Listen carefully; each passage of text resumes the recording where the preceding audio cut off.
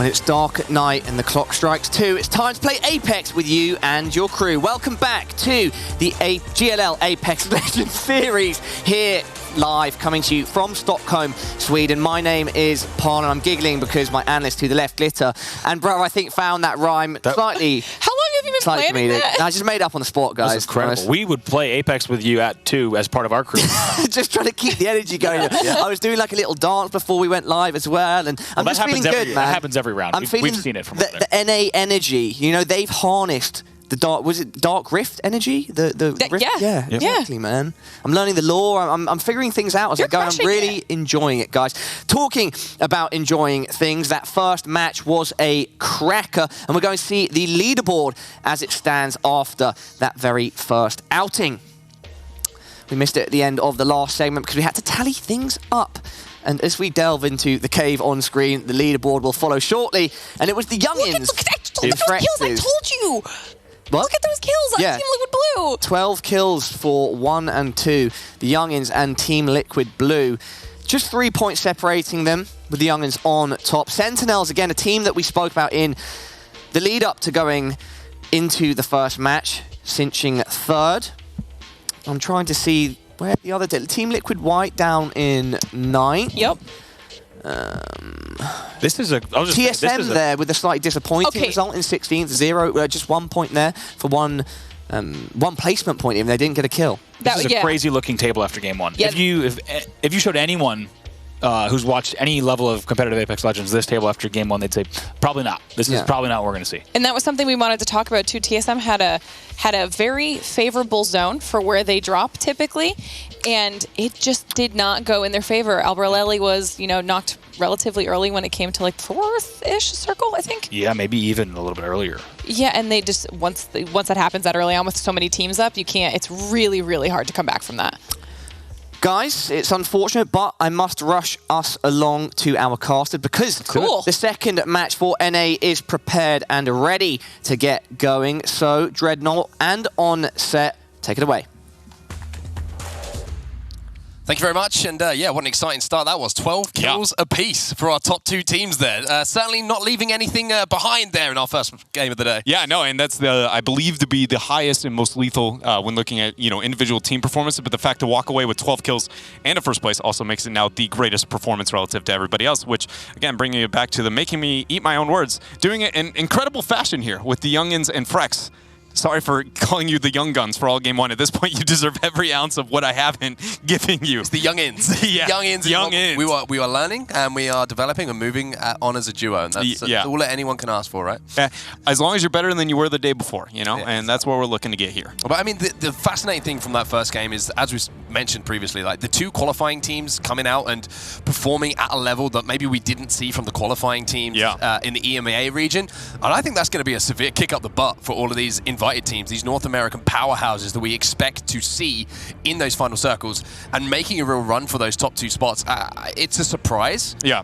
But looking at the talent that's on those teams, it's not unexpected. Yeah, and I think to kind of further that point even more is just the fact that when looking at some of the teams and where they performed overall, one of those teams that you would go, no way they're not a part of this conversation, that actually sits with in total 1 point to their name is TSM, with the fact that they only got that 1 kill. That being said, whatever happened to Albert lately with that weird west side of Capital City, I'm sure that they're probably going to be a void, and by no means am I going, is this the beginning of end of TSM? But it is pretty interesting in the fact that already faltering when we have double quality teams, not only winning, but winning with 12 kills. And I think that that's the statement, is the 12 kills behind it. Yeah, 12 kills, and I'm just going to make a real statement here, just for your benefit here.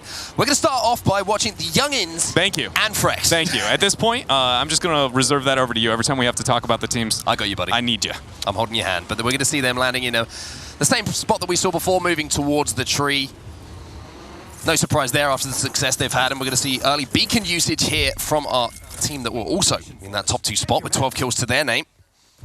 And that's going to give them a little bit of advantage. And just looking here, they're in a lovely little spot here on drill site, looking at where that beacon's just illuminated the map. Yeah, and also just one thing too, really quickly, on talking about some of the weapons is we're wondering how relevant would the Hemlock be, and it's almost even in North America don't even pick it up, right? That was an option to pick up a Hemlock as a secondary to the 301. It's like, nah, we'll wait until we find something better there. So clearly showing that it's a desperation weapon, it feels like, still here for the top end of competitive Apex. And looking at that Pathfinder beacon, which gives them, of course, a little bit more information than a lot of the teams might have just at the start of this game. Looking at where that potential end circle could be, it looks like it could be moving towards the high ground, and maybe around those 3 pills that you see just below that balloon to kind of escape from that area. That could be where we're heading towards that end circle, which means that it's going to be a very interesting disparity of height of teams rotating in, maybe through the fuel depot area of the map. Yeah, it's actually probably one of the few areas on the map where I'd still point out this is where Pathfinder can thrive, right? Like, it's one of the few multiple zip areas to where you could set yourself apart due to it. That being said, it is not it's not make or break if you fail to have him in that circumstance here. Monsoon able to heal up in this downtime here as FlyQuest make their way through Capital City. And they also seem to understand where the rotation over that circle is going to be, getting a beacon for themselves. It's going to be a difficult rotation for anyone that's in the north of the map, though. I have to say is, we talk about the choke points, and this is another real opportunity for us to see how the North American teams are going to be playing those choke points. Again, we're looking at that choke that we kind of labeled as the toll booth, that drill tower through Capital City towards Fuel Depot. But not only that, other ways to rotate across the map here. You might have to move towards Geyser, maybe move in that way and moving a little bit slower. It's a little bit of a wider rotation, maybe a little bit safer, however. Frex and the boys here, the youngins, got themselves a quarrel. Kills already on the map. Yeah, and they pull out ahead. And, you know, you might be wondering, you know, is this a different tempo than the last game? And I think it's, you know, fair to say probably not based on the 12 kill already coming out from them in game number 1. So still keeping that tone and that thought process here through their second game. Also looking to be able to get a res here is going to be our newest members of this lobby. And the fact that they were able to get a res onto Helping and Friends. And so see what they can do here with Capital City. And more importantly, I think it's round 2 rotation that I'm looking at the most. I think that's when we're going to see those teams move out of this Capital City area and have to deal with the problem points here of what could be on World's Edge. And one thing we may be able to compare is the amount of teams who managed to rotate in early into Capital City last time means there's a lot of traffic that's going to be around that area. Probably with teams rotating in from the north, from the west, towards where this end circle is going to be. So there's going to be even more pressure onto those choke points that we were mentioning. Yeah, the winner of Fuel Depot will be rather interesting, as we've already seen. It's only going to be not round 1, but round 2 and then into 3, where that becomes a major choke point that people can threaten out. But still, with the Pittsburgh Storm now, they find their way into Sorting Factory. Seems like they had a bit of a trek that they had to travel through, but they aren't too concerned. Find somebody dropping on the balloon. We'll see if they end up wanting to be a bit more aggressive or not on this kind of decision-making. You can see that team are looking to rotate west on the map as well. We don't know where it's moving on a slightly safer area. We're going to jump on board with Sentinels now, who are that team who are rotating. And you can hear the communication from them there. And that's the fascinating thing for me. Like, you go back to Kings Canyon, everyone kind of could predict where that end circle was going to be. Yeah. Nobody is confident at the moment here. You know, even with the map being available for so long at the moment, World's Edge is still causing those questions for players like, where is this circle going to end? How do we best kind of navigate that situation when it arises? Yeah, no, it is actually really interesting to see how confusing that's kind of been as it unfolds, right? There have been bits and pieces, depending on the point in time in history that you look at when it comes to the confidence of people on those final circles. And yes, it kind of, you know, increases and decreases depending on that timeline. But it does feel like we're at some of the most severe it's ever been when it comes to predictability outside of day 1 of Apex Legends, right? I completely agree with you. And it's going to be TSM who are going to be able to at least get some kills on the board here, finally finishing off the team that were trying to challenge them around Fuel Depot. The only issue for them there, just luckily for them as they won that battle, was, again, Fuel Depot, fantastic for rotations, right? You're landing in the center of the map. You have the opportunity to move into different positions. The issue is loot a lot of the time. Not one of the highest priority loot areas on the map. You can come out of there, like we saw in that game number 1, with just white armors to your name. Yeah, no, it's a very interesting position because of that exactly. There's, what, in total probably like 5 major houses, double-decker houses. It's not like you're looking at a massive factory that you can loot from, and everything outside of that is pretty limited outside of a couple of supply bins available. But here we do see Moose trying to scuttle his way through this open field and basically just survive as long as possible. I think it's very unlikely we see him have an opportunity to go back for those banners. So Space Station Gaming here, we're going to be flying in. You heard the surprise there on that headshot. I just got a headshot on this guy. Let's push, question mark? I can still never believe it when there's a guy, I'm not looking at a guy who's behind me and he hits me with the headshot. I'm like, dude, where did that come? What? Yeah, headshot? Are you serious? Well, now we're going to see that rotation down. And again, a little bit more of a rotation towards the edge of the circle here. And with so many bodies rotating through towards Fuel Depot, towards the higher ground that we were talking about, it's not too surprising to see these late rotators choosing to play the edge of the circle a little bit more because, you know, as I say, the real estate's going to be occupied at this point. Team Liquid, again, in a great position here around this area where they're expecting that circle to finish, but T1 set up in that building above them as well. You have TSM in this area as well. So many scary rosters to combat if you want to move in and try and take maybe one of those buildings up on that high ground. Talking about possibly taking the high ground, Moose is questioning it here as we take a glance back at him. He did go back for one of the beacons itself. Sadly, we're not going to get ourselves Rogue anytime soon. Complexity, though, as we glance with them, both games we've gotten a perspective of them, they've sit very good when it comes to the loot. It seems like they've set themselves ahead there. The last time faltering when it came to the capital city. See if they can make it a little bit farther here in the mid to late game, as it's about that breaking point where we see the first, the first wave, if you will. Yeah. Well, it's going to be the youngins of Frex. We had such a fantastic performance in our first game of the series. Maybe just waiting to see. I think there's a little bit of fighting going on around them at the moment. Just looking at where they're positioned on the map, you have the sorting factory, which is, of course, where we saw Sentinels being very interested. You saw Complexity sort of kind of hovering around that area at the moment, so not surprised to see them playing it pretty smart, to be honest with you, waiting to hear some engagements before they make their move and they make their rotation towards the zone. Yeah, and I think it's even more important to highlight, in the fact that why that's a smart decision even on top of that is because when we look at how far they've gone, they landed the tree, right? And we saw them get in one battle that was off initial drop. And if you win a fight over initial drop, you aren't gaining your loot, right? If you drop somewhere and I drop somewhere, I'm gaining loot from another area. But if we both combat over the same thing, we aren't gaining anything but 3 points onto the board. So the distance at which they've traveled has decreased the chances of them having high loot. And I think that displays purely on, well, let's look at the secondary for Frex. He's holding a Hemlock, right? We just highlighted how basically it's like avoid at all costs level of weaponry being selected here. So I feel like last game, it was, man, they have what it takes. This game, it's what can you do when basically resources are stacked against you? I'm sure they're going to be waiting for one of those teams to engage and maybe look to pick off a third party to reevaluate that loot situation, but we're going to hop over here to another team, and they're going to be set up around the sorting factory. And they're going to have another rotation. They're playing edge of circle, and it looks like they might have a battle on their hands in this building next to them. You can see here, Protectful trying to be aware of those players behind. In case you're wondering why you've never heard of this roster before, they're aptly named some nobodies. Maybe they can come some somebodies after a strong performance here. Was that too easy? That was too easy, wasn't it? No, I'll give it to you. Dizzy used to be a nobody too. We all were nobodies one day. Sentinels, though, trying to control their own destiny here as a very difficult rotation here. We see just absolute desperation coming out from Lucido and the rest of this roster. Now we're seeing the push come in from FlyQuest. They were the people that were doing damage. It looks like they want to get aggressive. Shots coming in here, and that's going to be one knock with that Devotion. The wingman in the back pocket as well. FlyQuest getting aggressive again, and this sometimes is the downfall of FlyQuest. They get one down and they get over-aggressive, one player gets picked, and before they know it, the situation can turn around, but it looks like they have got the shots in, they have got the damage done to make this a comfortable win in this situation. They will win the team fight, and that means loot here for FlyQuest as well, just trying to finish off this last player. Monsoon getting into a trade, looks like that was going to be enough to clean it up there, but I think the fact that you were talking about, like, with FlyQuest and the aggression, I think you can hear it in their voice to some extent, right?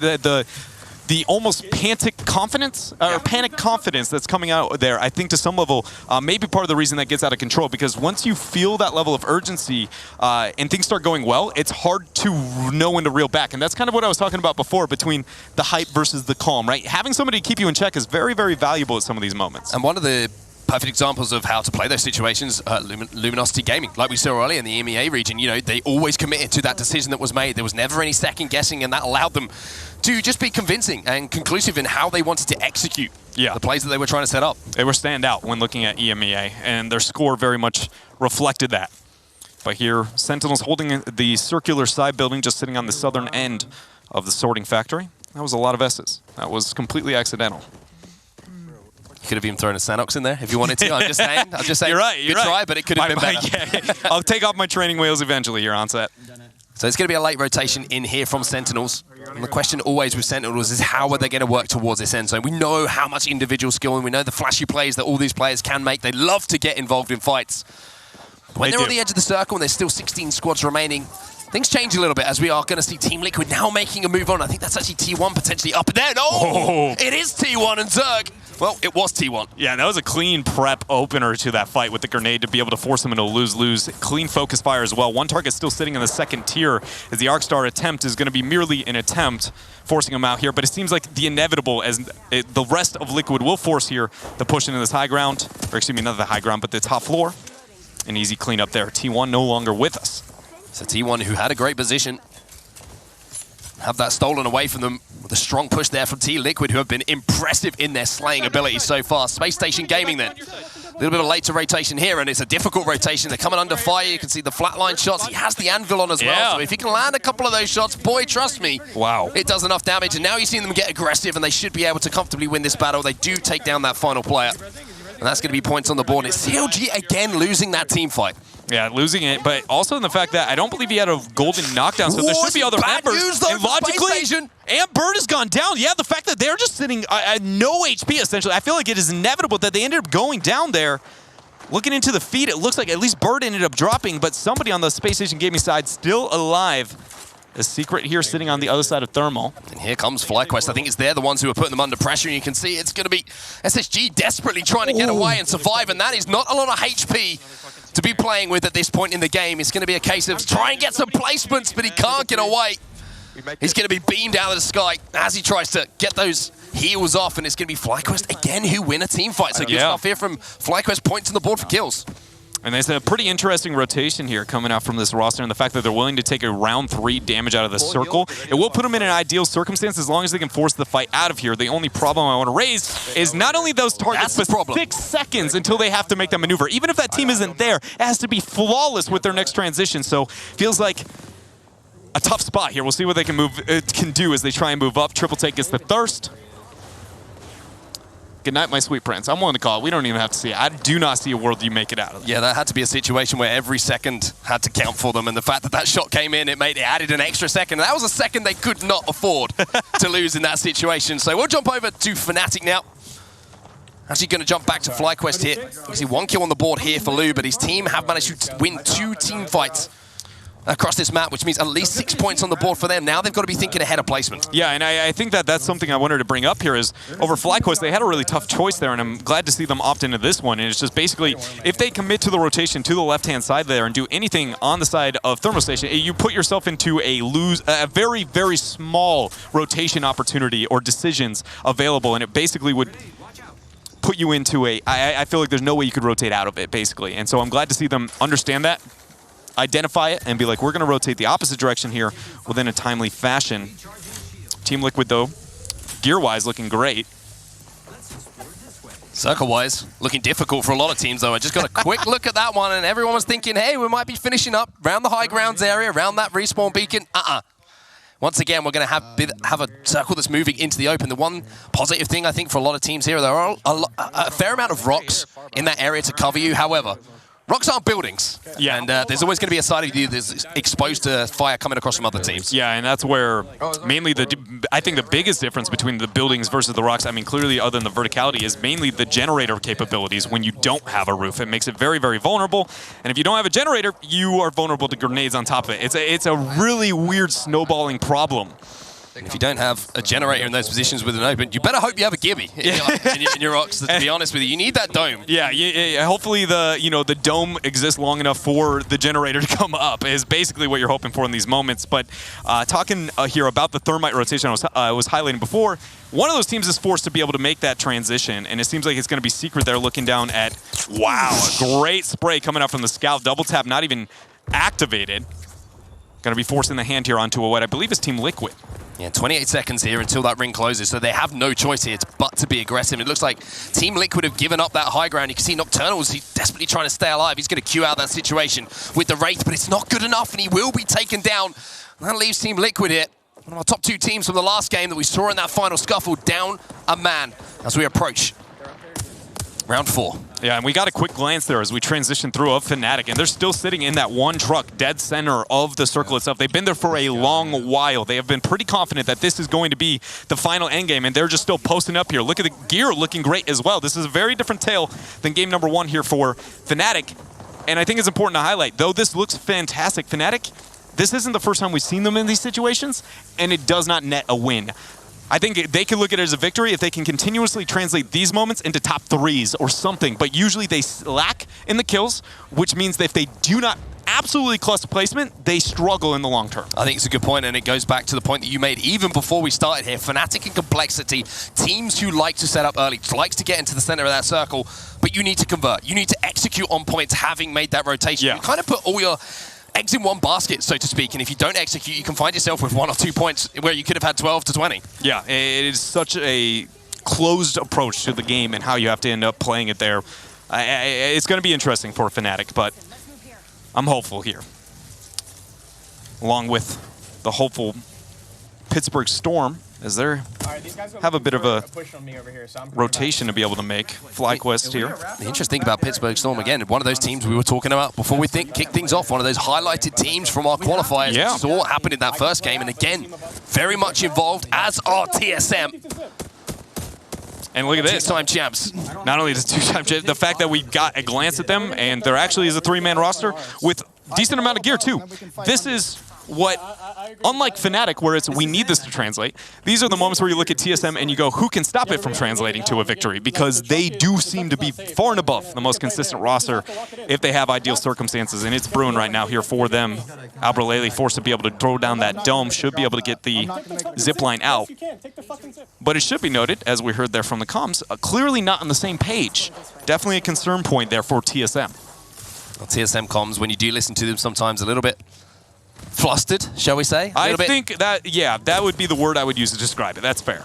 My goodness, I'm flustered after that trade. My goodness, Decop did not last a second. Half the magazine, and he ends up going down. I think it's Rogue there who dished out the shots, and beautiful Thermite coming out from Sweet Dreams. We could hear the crack all the way here from Sweden. With that shield being taken down, he's going to have the wingman in hand as well, and difficult position here as far as...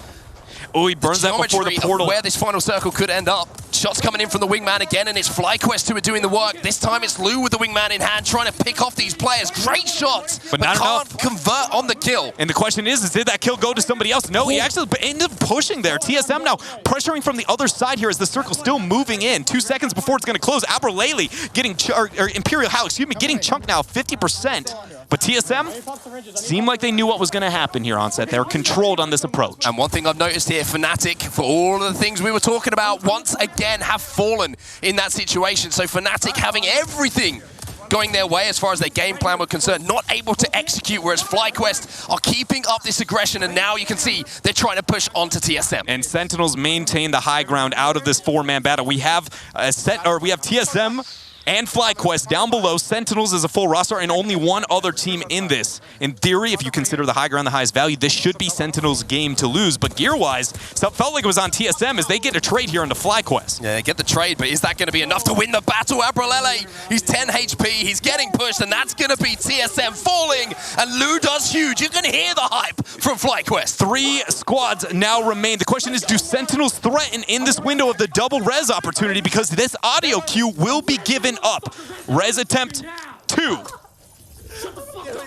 The noise coming in here from FlyQuest tells you everything you need to know about how much it takes and how much it means to take down TSM. That's what I wanted it. Where is the third team? There is another squad. We have Sentinels and we have FlyQuest. We had TSM. Who in the heck, where in the heck is this other young lad? The second they fight, we zip up, no? So it's FlyQuest. Yes, baby. Keep that shit up, baby. Relying on a third party. Sentinels. You could hear them in cons. They're worried about a third. They're focusing on a third party. Here's the deal, guys. Where the heck's the third party? Okay? If you can. Well, here we go. It looks like FlyQuest are going to make that move. We're good. I'm pretty sure they have to fight here. Zone's going to be closing in. Looks like a fight is going down above them. Peacekeeper shot did end up getting traded, but Just wonder if that's bait from Sentinels. Trying to see it's if they're bait. going to bite on it. It's bait. Or is it? Is it? Nah. If it is, nah, there's that third team. Somebody's over there. Who are you? Show yourself. I'm just jump shotting with a PK. Sentinels, FlyQuest, and another. Who is still not sure who it is. Here's the biggest question. Let's say the Sentinels wins this fight. How does Team Liquid all make it up? Because those are only 2 zip opportunities, one on the Pathfinder, one on the default onto the map itself. And that's a tough window to be able to push through, and that audio queue is way too much. I think they're just waiting. They're waiting to see a drop in that kill feed. If they see one, I think that FlyQuest are going to make that move. They're going to hit that zip and try and take the fight. Do you all take the Pathfinder zip, or do you take the default, or do you never risk it? I think you Wraith. I think you send the Wraith through the default because that's the one they expect. She has the queue. Everybody else go on the Pathfinder, but we will find out in a minute. Probably faster if this battle does unfold here between Sentinels and whoever that is. I believe it's Team Liquid. Yeah. Being told in our ears it's Team Liquid. We will, of course, try and confirm that when we can. But at the moment, it's just a game of peekaboo with these Peacekeepers. Nobody's showing. Or wait, should we play it slow? Because we can play it slow and guarantee seconds. FlyQuest again, who are just, you can hear the itching to get involved. There's also a counterplay to all of this that I actually like to see, but I've never seen an opportunity for it. And it's basically Pathfinder waiting as long as possible, and while the other 2 are distracting, actually the battle unfolds and Sentinels is losing it massively. The question is, when does FlyQuest attack? Is they end up winning the fight? Here we go! Here comes FlyQuest with a wingman shot. He missed. Good enough, he missed. Finally, he's going to go up again. The shot's there. The Peacekeeper shot is good. The shots are coming in. The push from FlyQuest is beautiful towards the end of this game, and they will be your champions. What a game from FlyQuest. Honestly, well deserved. I am so happy to hear the enthusiasm being backed after what was one of the most heartfelt victories I feel like I have seen in a long while. They were never losing that after they took out TSM. No. They were never losing that game. You could tell as soon as they heard, we could hear it, like, we didn't need headphones on. Yeah. Like, there was no chance they were losing that game, but sometimes when that adrenaline, it gets the better of you in certain situations. You could see. I think Lou was a prime example. He wanted to go. He wanted to engage in that battle, and I just want to give huge credit to, I believe, Monsoon, who is there, IGL. Yeah. Probably just calming him down and just making that play. And even then, I thought, he's missed the grapple. He's missed the opportunity. He sold his team out in a 2v3, but they timed it to perfection. Yeah. And boy, was that entertaining from FlyQuest. You've got to, I would love to be like, what if you revisit that last situation? What if that Wraith doesn't rotate there? Because if that Peacekeeper isn't enough to threaten while they did have the advantage on the Wraith on the other side, I'm not sure, because of that lack of Q grapple into that zone, forcing the zip later, I'm not sure they would have gone away with it. But they do end up clutching it out here. The real question is does our analyst desk agree? If the Wraith rotates, is it a problem or not a problem? I'm going to throw it over to our actual analyst to handle that question. I tend to agree, and I also think that you're right that missing that actual grapple and then having to pop back up might have been a blessing in disguise. First thing that I said when I saw that, I think it might have worked out really well for them. I panicked as soon as I saw him miss it. I think I almost ripped your shoulder off panicking. Yep. Guys, thank you so much for that. I think so far that's been, across both EMEA and NA, the most measured finish to a matchup. It wasn't insanely hectic. It was FlyQuest taking their time. You could hear the communication. Let's go now, or oh, should we take it a bit slower? And then eventually they popped up, and there was a bunch of action. They came out on top. But I like to see there that they were making active decisions, Glitter. Honestly, I think all they needed was that one final boost when they were able to take out TSM in that fight right there on the low ground underneath the part that Sentinels was on. That had them instantly hyped up. It changed their mentality in that moment, and then all they wanted to do was get involved in more fights. They were patient enough to wait for Liquid and Sentinels to kind of finally take that fight with each other, and then it was just easy from there. Yeah, 2 notes on TSM as well. It looked like the first thing I noticed is when we saw them kind of pushing across just below the high ground over towards that open area towards North Tree. My first thought was, okay, TSM's playing a lot slower. They're playing a lot more careful. They have to now, right? Now that they have a very low placing on the board. But I think that also made them play the hard edge. You saw Aberlele take 2 ticks, essentially half health, as they're pushing in. I think your microphone is rubbing on your beard, by the way, bro. Yeah. You could hear some beard scratching. Is that what it was? It was relatively therapeutic. I was hearing it too, and I was like, man, who has their... What on earth is going on here? But just to wrap up that TSM thought, I think they're playing differently. In short, right? We're seeing them play hard edges they wouldn't want to play and things like that. All right, well, thank you guys for your thoughts. Let's take a look at the scoreboard for match number 2 for NA. FlyQuest there with a very healthy 28 points, 16 kills, and the 12 points for that first place finish. Okay. That's an absolutely massive performance. So we were talking about this on the sofa, about how we were saying that the team comps for NA are going to feel a little bit more conservative with what you're seeing with the stereotypical Pathfinder use, but that the aggression was going to be higher. We now have 2 back-to-back games where we had 2 12-kill wins in first and second, or kill amounts for the first game, and then we have 16 coming out of FlyQuest. Yeah, that is, we talked about in the pregame too. That's crushing. That's already crushing those kill counts. Absolutely, and I think, it once again continues the narrative of North America simply being the much more aggressive region. And overall, that rockets FlyQuest up from just a single point to 29, taking first place. We're only 2 games in, but that was a very positive performance from FlyQuest. They really managed those final engagements very well. I'd be interested to see how it would have played out if Liquid weren't in the mix, that third party at the end. But either way, they managed to work everything in their favor. And Liquid Blue and Youngin and Frex is now, I believe, the only 2 in the top 10 from the qualified side. Check me on that, Glitter. But not only are they in the top 10, they're sitting at 2nd and 3rd, which is pretty darn impressive. Sorry, Pittsburgh Storm as well, I meant to mention. The 3rd team that was in the top 10. Yep. All sitting on the top side of that top 10 as well. Yeah. Well, we still have 4 more matches to go today. Is there anything else that you'd like to mention before we head to a break? No, I'm just happy that the first 2 games aren't what anybody thought they were going to be. Absolutely, yeah. And I think now it really puts the pressure on for the TSMs. And I think, I think we saw a better performance out of game 2, got some points on the board. But yeah, I think to echo Glitter, I think things have been shaken up, and now with 4 games to go, who knows what we're going to see in the last ones. The Youngins and Frexes took game 1, but it was Monsoon making it rain with his teammates on FlyQuest, taking game 2. 4 more to go, ladies and gentlemen. Do not go anywhere. We will see you after the break.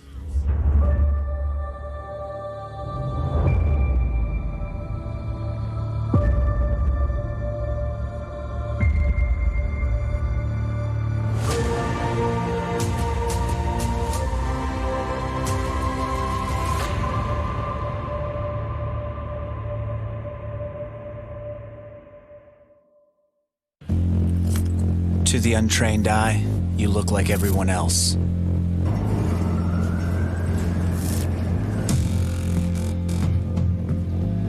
But you have another side.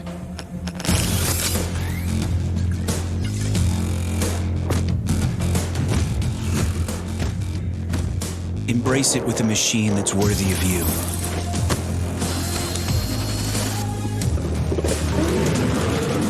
Stylish on the outside, savage on the inside.